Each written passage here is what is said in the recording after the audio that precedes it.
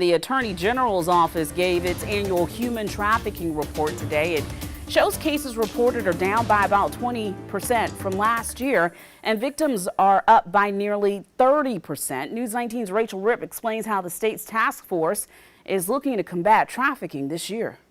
South Carolina is conveniently located for human trafficking, says State Attorney General Alan Wilson. South Carolina sits between two of the top 20 human trafficking hubs. That's Charlotte and Atlanta. So when you look at the I-85 corridor, which goes to the upstate, you look at the I-77 corridor, which comes from Charlotte all the way down into Columbia, even the I-95 corridor along the coast.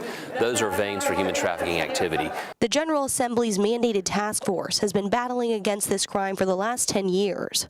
This year, the focus is educating middle and high schoolers, youth and faith groups, as well as child welfare agencies about the dangers and warning signs of human trafficking. We are now able to develop curriculum and educational programs to raise awareness with young people who are usually a demographic that's exploited. The Attorney General's office has hired a program coordinator to go into schools and businesses for specific training and education. We're also looking at further educating the community about labor trafficking, including those with disabilities who are being targeted by human traffickers. And we will be certifying direct service providers, both community-based programs and residential programs, to ensure that victims aren't re-victimized. South Carolina is jumping into action, but the state's task force director says funding is needed to solve the problem.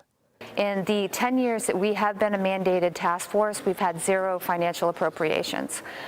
We are tackling this problem, but we do need the financial support to be able to really excel and overcome and prevent this from happening across the state.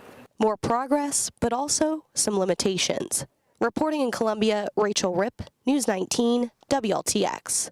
The Attorney General's office says that they're looking to roll out this program, this initiative in schools in the next few weeks.